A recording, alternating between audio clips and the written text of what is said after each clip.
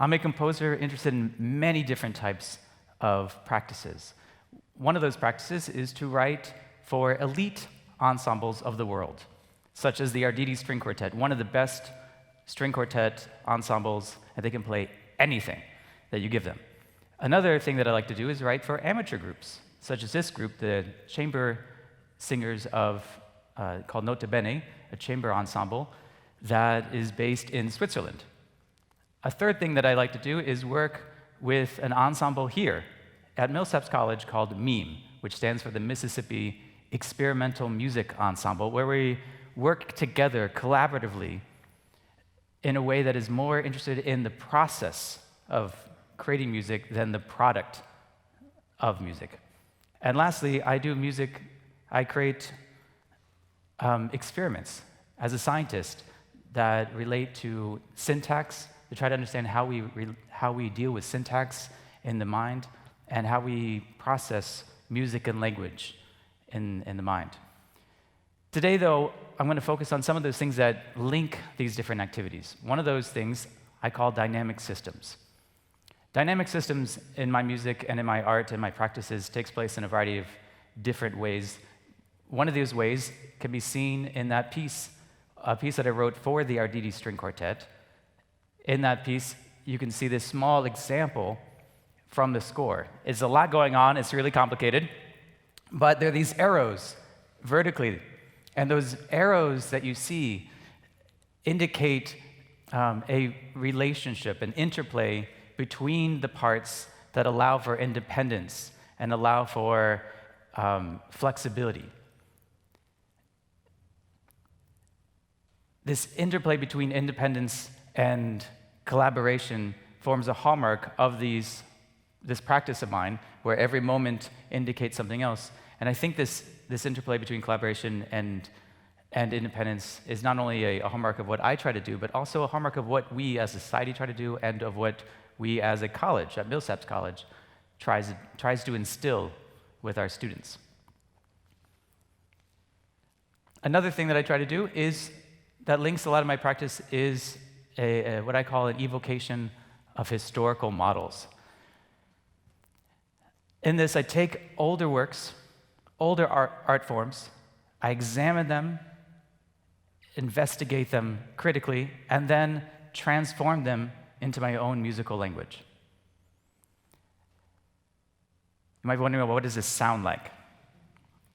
Well, here's an example from that string quartet that combines these two different approaches of dynamic systems and evocation of historical models. So here's a short clip, maybe about 40 seconds long.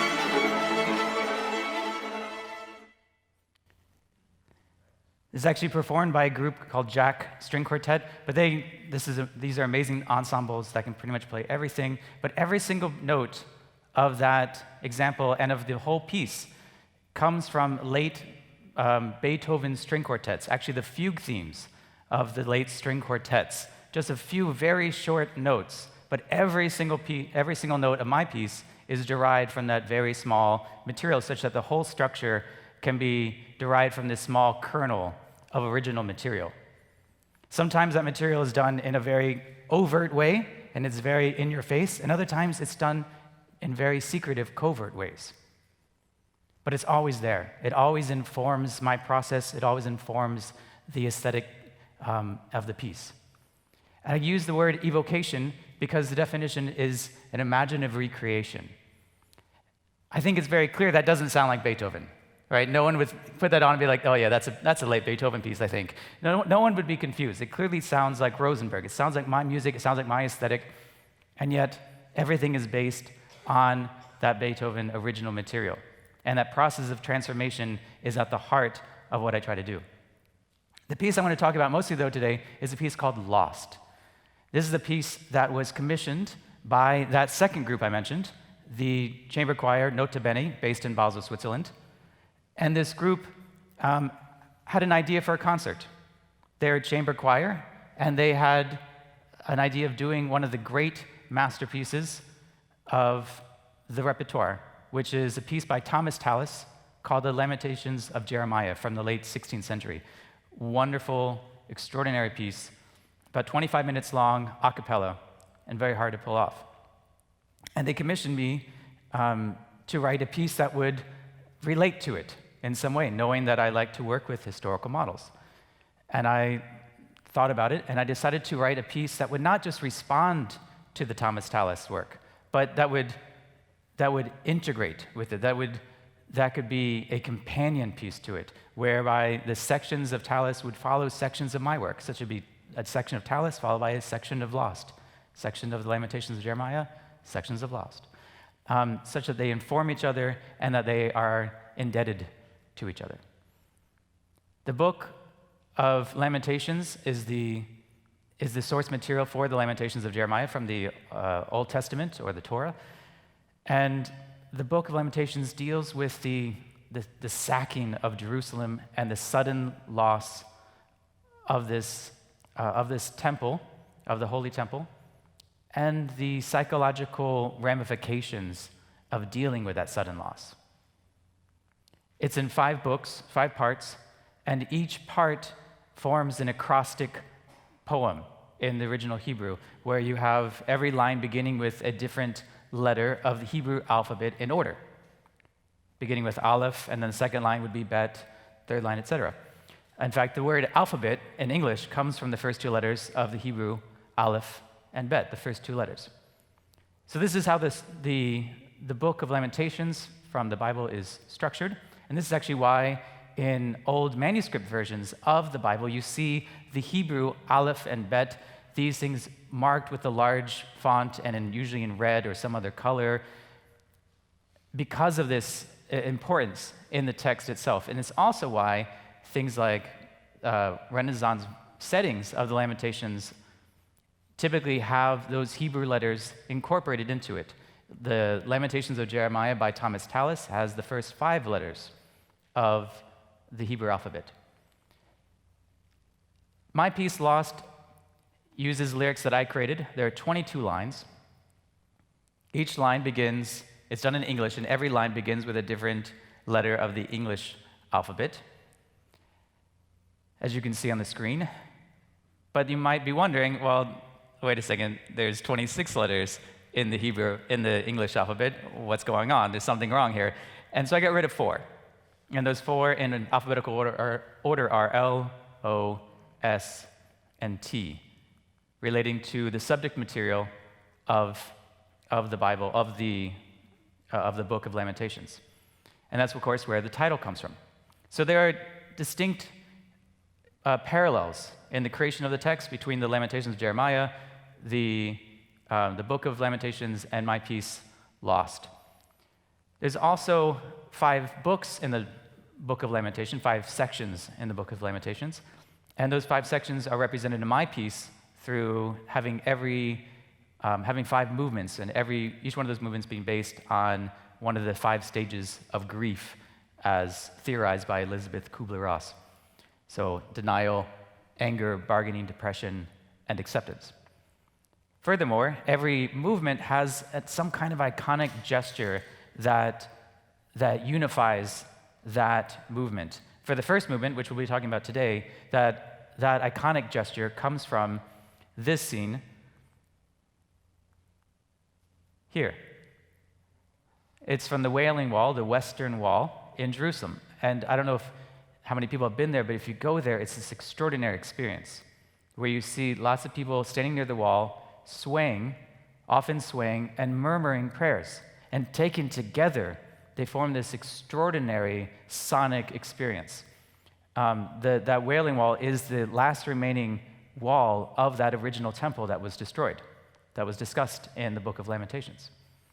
It's considered one of the holiest spots in Judaism. And so, to represent that, in my piece, throughout the movement, there are these opportunities for each singer to independently, on a given pitch, say a prayer, rapidly in a murmuring fashion, but together as a choir, it creates quite an effect. So this is a lot about the text, some about the music, but what about further musical connections? Well, here's the first page of my edition, a special edition I made of the Lamentations of Jeremiah by Thomas Tallis.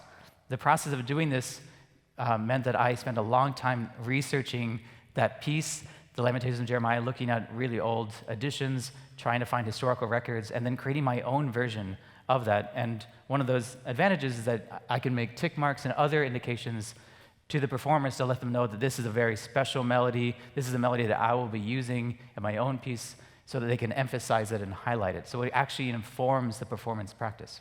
So here's the first page and what it sounds like.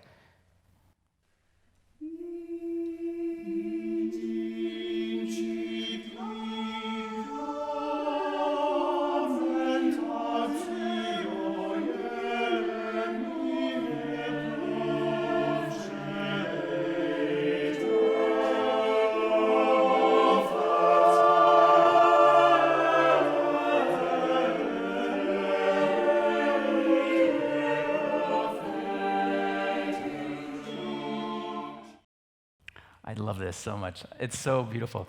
So if you look at actually I'll go back one slide. If you look at those two lines there, you have an alto 2 and a tenor that begin this piece, and those melodies are very similar to one another.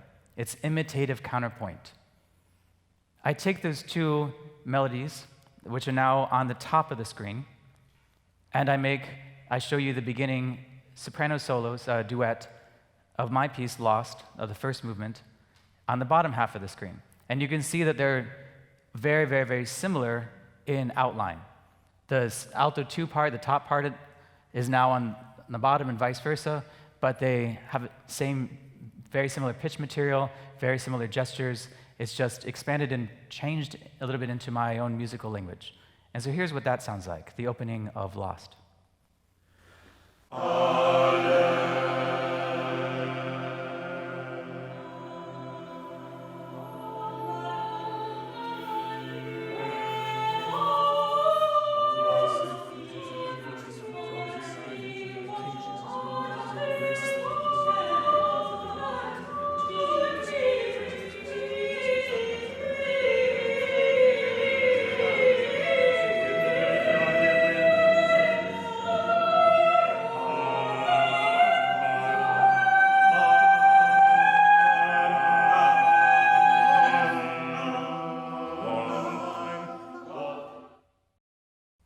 Let's look at a more specific example. This is the first main thematic idea in Thomas Tallis's work, Lamentations of Jeremiah. It's the Aleph theme, a theme that is very important in the opening moments of that work. Here's what that sounds like.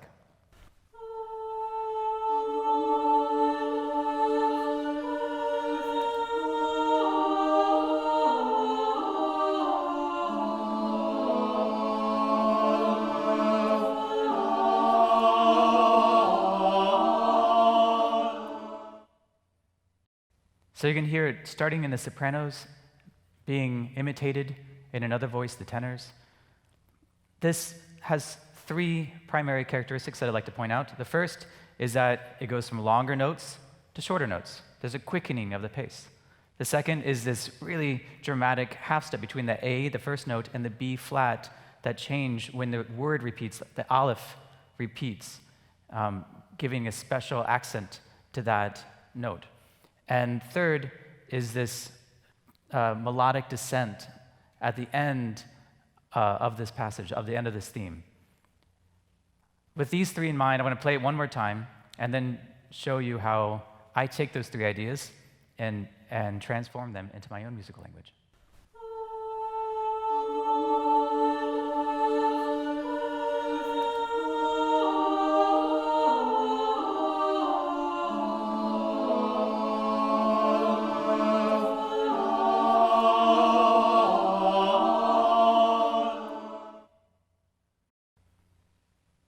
So here's a section, a solo that takes place in the piece. It's actually on the word bet, even though the original one of Tallis was aleph.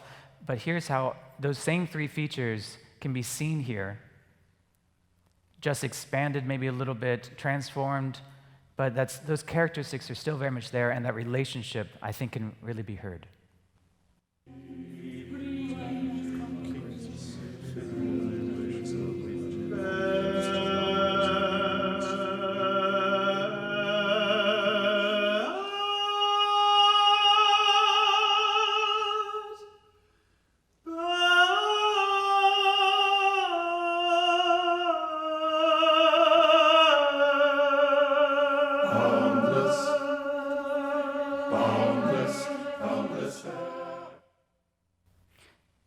I want to point out that on the end of that melody, on the end of that solo, it didn't repeat. No one else imitated it.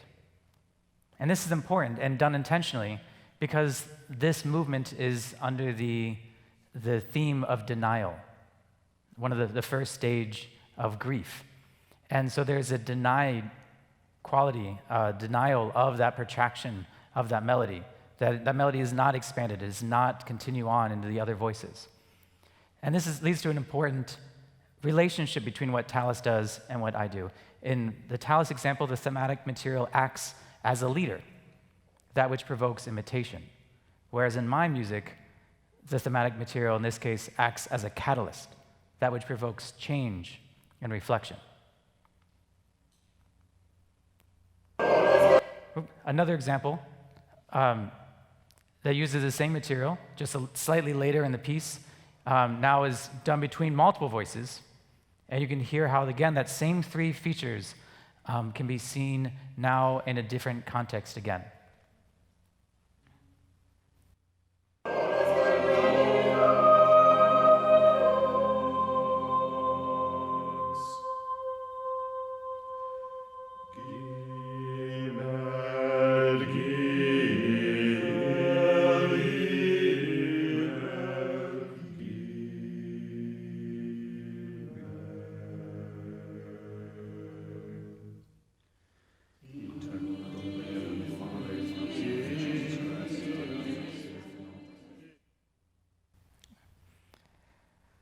A good question would be, well, why do I want to do this at all? Why interact with historical models? Why not just create my own music totally from scratch?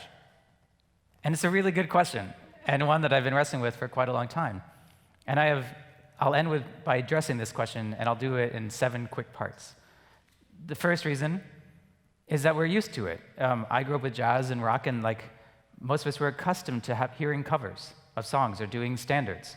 And transforming those into totally radical interpretations, radically new different interpretations, is part and parcel of the creative process today.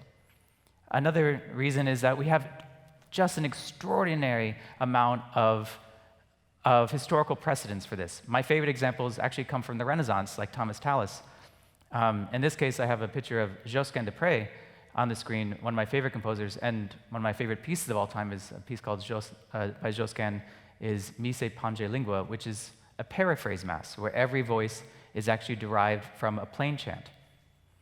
A third reason is that this is an homage, in this case to Thomas Tallis, but an artist can do this practice as a way to show respect for these works that we think deserve more attention, that are often long lost, and that we think are absolutely exquisite. Fourth reason is that it allows an artist to dive deep into the material. I created a whole edition of this score by Thomas Tallis because I spent so much time with it, but also working with that material and transforming it into your own language. What better way to really understand that material than to go through that process? The fifth reason is that if you know that original material, it can act as a window into much more new and complex musical language or artistic language. This piece was performed all over England, and so many people would come to the concert with scores of Thomas Tallis in their hand because they knew it so well, and that gave them insight and a way into the world of my piece, because my piece obviously has a much more complex harmonic language.